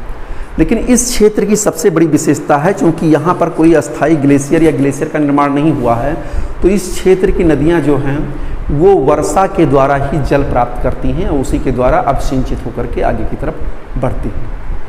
और चूँकि ये जो है प्राचीन आर्कियन युगीन चट्टानों पर ज़्यादातर हमने बताया था कि प्रायद्वीपीय पठार एक दृढ़ भूखंड के रूप में है। यहाँ की नदियों ने अपने आधार तल को प्राप्त कर लिया है, बेस लेवल को प्राप्त कर लिया है। अब ये वर्टिकल इरोजन ना करके ये हॉरिजॉन्टल इरोजन करती हैं, क्षैतिजीय अपर्दन करके अपने किनारे को चौड़ा करने का काम कर रही हैं। ये नदियाँ, इनका मार्ग भी सुनिश्चित हो चुका है और मियांडर विसर्प नहीं बनाती हैं। ये नदियाँ पूरब की तरफ बंगाल की खाड़ी में डेल्टा बनाती हैं। इनका अपवाह तंत्र, प्रायद्वीपीय अपवाह तंत्र जो है, नदियों का जो रिवर बेसिन है वो अपेक्षाकृत हिमालयन रिवर बेसिन से छोटा है। अब चलते हैं, हम सीधा चलते हैं इन नदियों की विशेषताओं के बारे में देखते हैं। सबसे पहले हम देखते हैं कि जो अरब सागर में प्रवाहित होने वाली नदियां हैं वो कौन कौन सी हैं, अरब सागर में गिरने वाली नदियां कौन कौन सी हैं। तो हम इधर की तरफ थोड़ा सा नोट करते चलते हैं, आप चाहें तो उस बिंदु को नोट कर सकते हैं। सबसे पहले हम लेते हैं नर्मदा। नर्मदा नदी यहाँ पर आप देख रहे हैं, ये ऐसे ऐसे प्रवाहित होती पश्चिम की तरफ सतपुड़ा और विंध्याचल के मध्य भाग से प्रवाहित होती है और अरब सागर में यहाँ पर कच्छ की खाड़ी में खंभात की खाड़ी में ये जो है गिरती है। ओके, ये अमरकंटक, यहाँ पर अमरकंटक चोटी है। अमरकंटक के उत्तर में हमने बताया था सोन नदी, फिर महानदी, ठीक है, और इधर नर्मदा नदी ये प्रवाहित होती है। क्योंकि सारी नदियों का फिगर इसमें नहीं बना हुआ है, जो प्रमुख नदियां हैं उन्हीं का बना हुआ है, इसलिए आप इसको ध्यान समझिए। नर्मदा नदी अमरकंटक पहाड़ी से निकल करके पश्चिम की तरफ एक भ्रंश घाटी में प्रवाहित होती है। इसके उत्तर में विंध्यन श्रेणी और दक्षिण में सतपुड़ा श्रेणी मुख्य विभाजक के रूप में काम करती है और ये प्रवाहित हुई खंभात की खाड़ी में गिरती है। प्रायद्वीपीय नदी तंत्र की जो अरब सागर में गिरने वाली नदियां हैं उसमें ये सबसे बड़ी नदी है। इसी पर सरदार सरोवर परियोजना का निर्माण किया गया है नर्मदा नदी पर, और ये जो है जब मध्य प्रदेश के पास में पहुंचती है तो वहाँ पर संगमरमर की चट्टानों को, शिलाओं को काट करके भेड़ा घाट जलप्रपात का निर्माण करती है। भेड़ा घाट संगमरमर के धुआंधार जलप्रपात का निर्माण करती है। तो ये बहुत ही दर्शनीय स्थल है भेड़ा घाट का जलप्रपात, इसको धुआंधार जलप्रपात भी कहते हैं। और संग नर्मदा के दाएं पर प्रमुख नदी है तवा, बंजर, श्रेर, ये भी जो है नर्मदा की प्रमुख सहायक नदियां हैं। क्योंकि यहाँ पर सबका चित्र नहीं बना है, लेकिन ये सहायक नदियाँ ऊपर और नीचे से मिलती हुई आगे की तरफ जल इसका विसर्जित होता है। दूसरी प्रायद्वीपीय पठार की अरब सागर में बहने वाली नदी है तापी। तापी या हम इसको ताप्ती भी कहते हैं। ताप्ती नदी मध्य प्रदेश के बैतूल जनपद से निकलती है और ये जो है सतपुड़ा श्रेणी के दक्षिण में ये प्रवाहित होती हुई खंभात की खाड़ी में गिरती है। सतपुड़ा और अजंता, इसके उत्तर में सतपुड़ा और दक्षिण में अजंता श्रेणियाँ। इसका जो कैचमेंट एरिया है मध्य प्रदेश, गुजरात, महाराष्ट्र राज्य में है। गिरना और अरुणावती इसके दाईं ओर से मिलने वाली प्रमुख नदियाँ हैं। एक नदी और है लूनी नदी, जिसको मैंने बताया था अरावली रेंज से निकल करके वो राजस्थान अपवाह तंत्र का निर्माण करती है। कच्छ की खाड़ी में वो भी विलुप्त होती है और एक अल्पकालिक आंतरिक प्रवाह का उदाहरण है लूनी नदी। इसके बाद में एक साबरमती नदी है, मेवाड़ की पहाड़ियों से निकलती है और पश्चिम की तरफ बहने वाली नदियों में बैतरणी नदी है, त्र्यंबक पहाड़ी से निकलती है।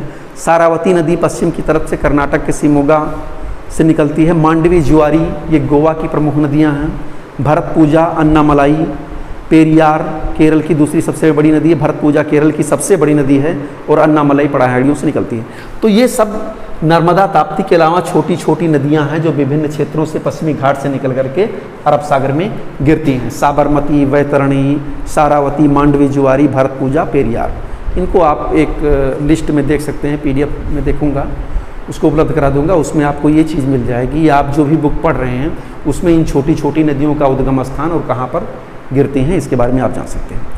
अब चलते हैं, देखते हैं गोदावरी नदी। गोदावरी नदी ये देखिए, गोदावरी नदी प्रायद्वीपीय भारत की सबसे लंबी नदी है।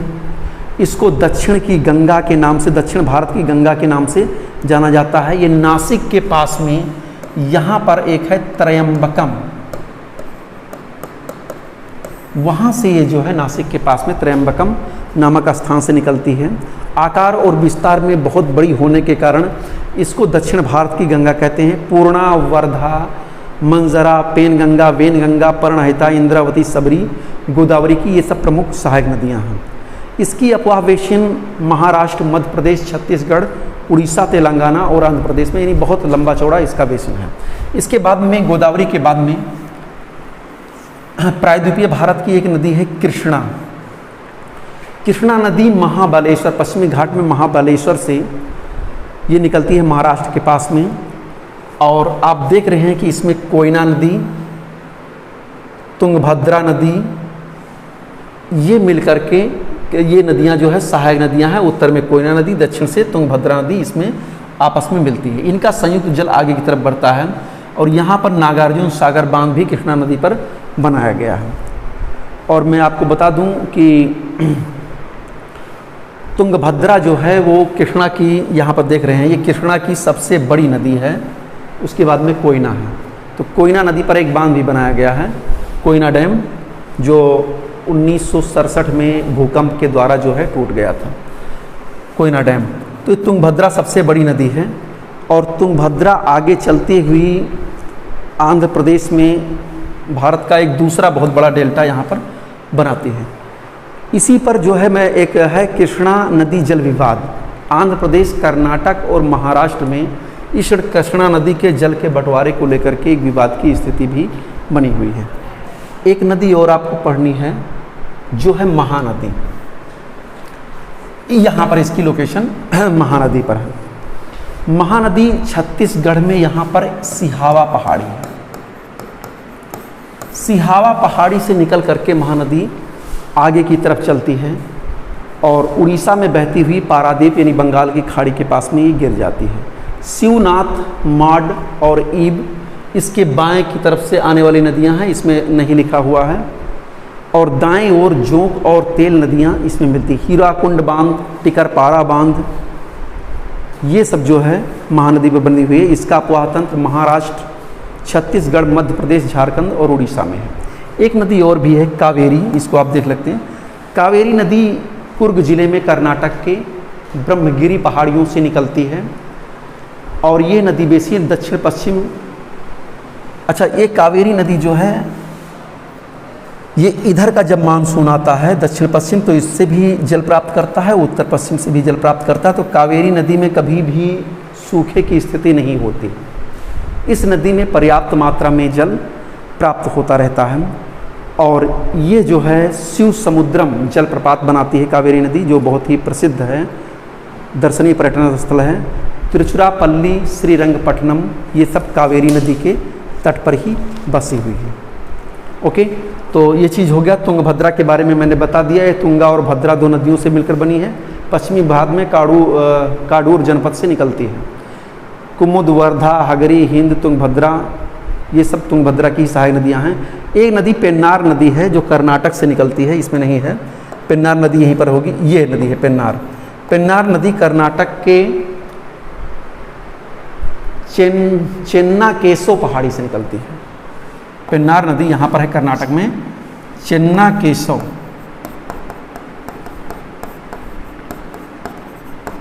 चेन्नाकेसो पहाड़ी से निकल करके ये बंगाल की खाड़ी में जा करके गिर जाती है। तो इस प्रकार से ये भी प्रायद्वीपीय अपवाह तंत्र के बारे में आपने जान लिया कि प्रायद्वीपीय अपवाह तंत्र में नर्मदा, ताप्ती और कई नदियों के बारे में, नर्मदा, ताप्ती, ये सब पश्चिमी घाट से निकलती हुई भ्रंश घाटी से प्रभावित होती है। क्योंकि नर्मदा, ताप्ती डेल्टा का निर्माण नहीं करती है, ये एस्चुरी का निर्माण करती है।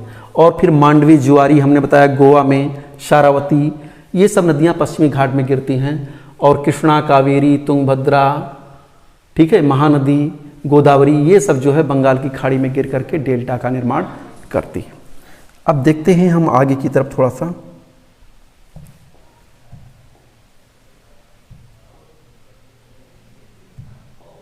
ये थोड़ा सा आप देख सकते हैं संक्षेप में, इसका स्क्रीनशॉट भी ले सकते हैं।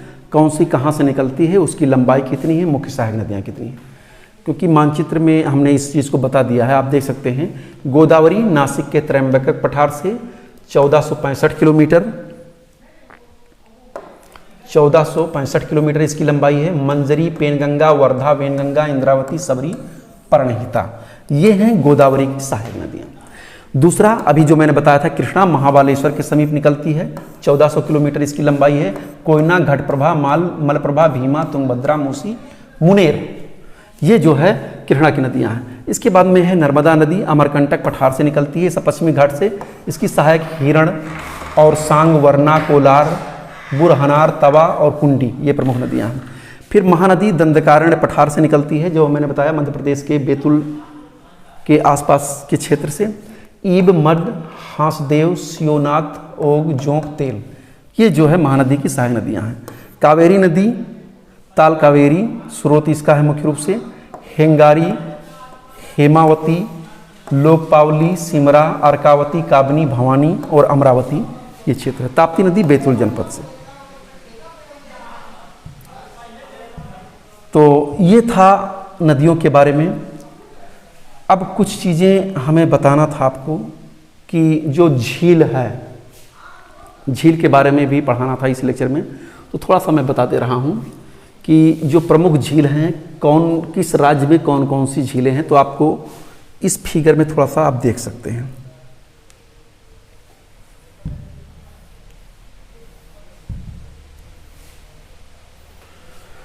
चलिए, उत्तराखंड में नैनीताल, भीमताल, नौकुचिया ताल, खुरपा ताल, रूपकुंड, ये उत्तराखंड की झीलें हैं। उत्तराखंड की ज़्यादातर झीलें हिमानी निर्माण की प्रक्रिया से संबंधित हैं।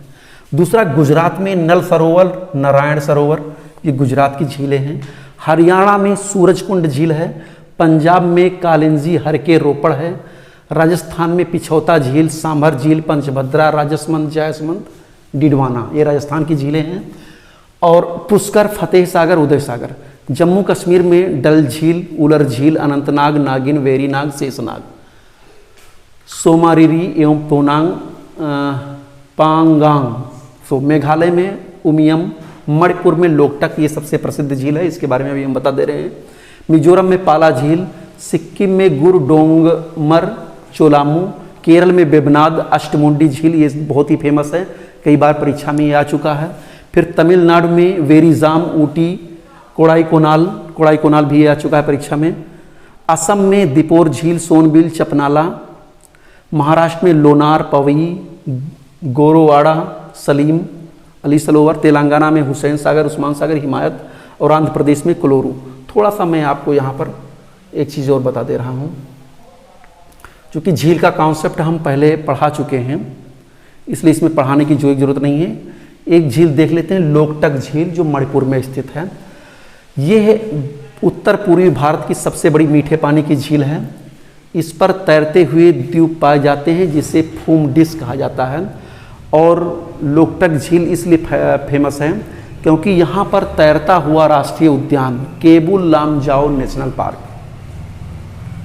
मणिपुर में लोकटक झील पर केबुल लामजाओ नेशनल पार्क स्थित है। और संघाई हिरण का एकमात्र ये एक प्राकृतिक आवास भी है। पुलिकट झील आंध्र प्रदेश और तमिलनाडु की सीमा पर अवस्थित है। श्रीहरिकोटा इस झील को बंगाल की खाड़ी से अलग करता है। सतीश धवन अंतरिक्ष केंद्र, ये भी जो है पुलिकट झील पर स्थित है। अब इसको एक फिगर और भी है जो मानचित्र में आप इसको देख सकते हैं, लेकिन वो चीज़ें हमने आपको लेक्स पढ़ाते समय वहाँ पर इन सब चित्रों को दिखाया था। बेबनान झील ये भी बहुत प्रसिद्ध है, केरल में स्थित है। ये लैगून झील है जो भारत की सबसे लंबी झील मानी जाती है, लंबाई में लगभग 96 किलोमीटर है। और इसको रामसर आर्द्रभूमि की सूची में भी सम्मिलित कर दिया गया है। लगभग 10 नदियाँ इस झील में अपना मुहाना बनाती हैं। बेबनान झील में एक नेहरू ट्रॉफी का आयोजन किया जाता है, जिसमें नौका दौड़ होती है। और ये प्रतिवर्ष ओणम के पर्व पर आयोजित की जाती है, जिसको स्थानीय भाषा में वल्लामकली के नाम से जाना जाता है। चिल्का झील ये उड़ीसा में स्थित है। इसको भी रामसर आर्द्रभूमि की श्रेणी में रखा गया है। ओके, तो और भी छोटी छोटी झीलें हैं जिनके बारे में आप लोग जानकारी कर लीजिएगा। बहरहाल ये आपका पार्ट समाप्त होता है। इस पार्ट में हमने आपको अपवाह तंत्र क्या है और अपवाह तंत्र कितने प्रकार का होता है, अपवाह प्रतिरूप क्या है, ड्रेनेज पैटर्न किस प्रकार से बनता है, इसके बारे में बताया। फिर उत्तर भारत के नदी अपवाह तंत्र के बारे में बताया, हिमालयी अपवाह तंत्र, और फिर उसके बाद में प्रायद्वीपीय अपवाह तंत्र के बारे में बताया। तो इस प्रकार से ये चैप्टर रिवर का जो इंडिया के अंतर्गत हम लोग पढ़ रहे थे वो समाप्त होता है। Thank you.